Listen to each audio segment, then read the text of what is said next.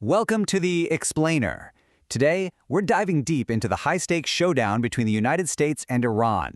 We're going to follow this story from a secret meeting all the way to the world's most critical waterway, teetering on the edge of either a historic deal or a really devastating conflict. So, our story really kicks off in a back room in Pakistan. Now, get this. For the first time in 49 years, top officials from the US and Iran were actually sitting across a table from each other. But after 21 straight hours of negotiating, they walked out with absolutely nothing. And you know, US Vice President J.D. Vance didn't even try to spin it. He went right for the core of the problem, a deep, profound mistrust that's been building for almost 5 decades. And that one word, mistrust, pretty much explains why this whole thing is so incredibly difficult. Yeah, these talks were on shaky ground right from the jump. Iran's first proposal, this 10-point plan, was met with total scorn from the White House. One official publicly mocked it, saying it looked like it was written by ChatGPT before getting tossed in the dustbin. It was a pretty clear signal that these two sides weren't even in the same ballpark. And look, this wasn't just about one little thing. The list of what they couldn't agree on was huge. We're talking about everything from the future of Iran's proxy fighters and those crushing economic sanctions, all the way to a demand for a complete US military pullout from the region.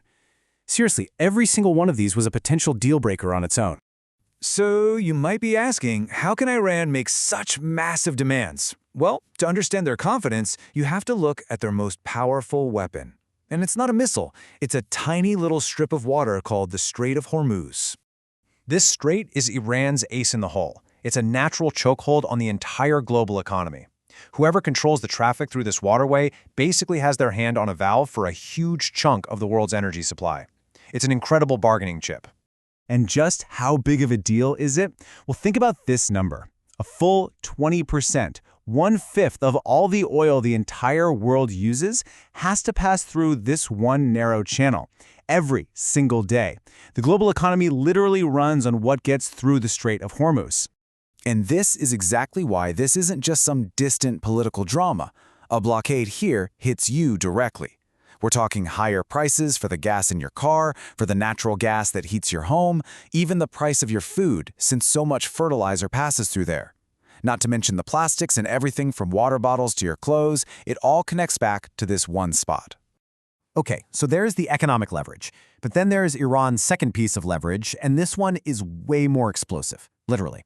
It all centers on the nuclear question, which, no surprise, was another massive roadblock in those Islamabad talks.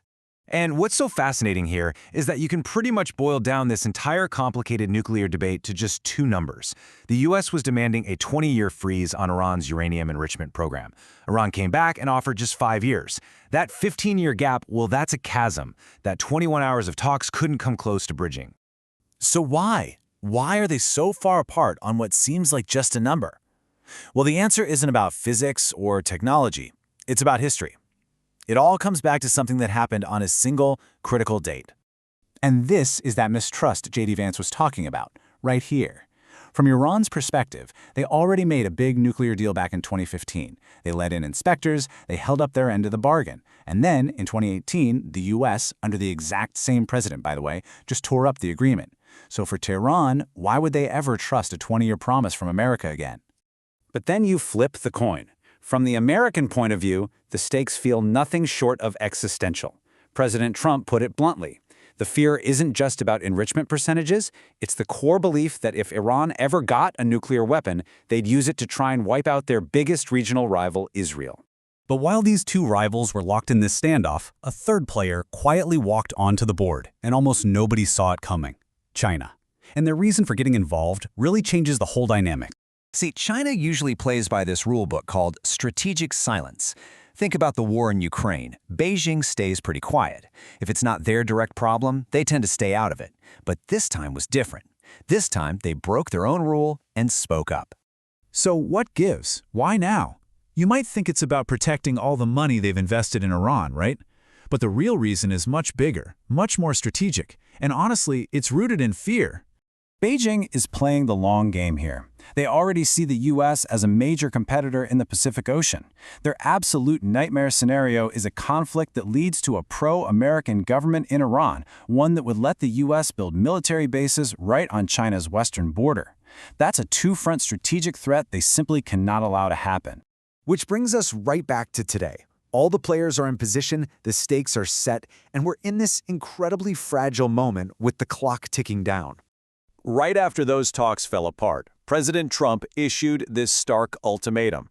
On one hand, he was talking about a possible deal, but in the very next breath, he was threatening massive force, warning that the U.S. military was locked and loaded and that ships were being filled with the best weapons.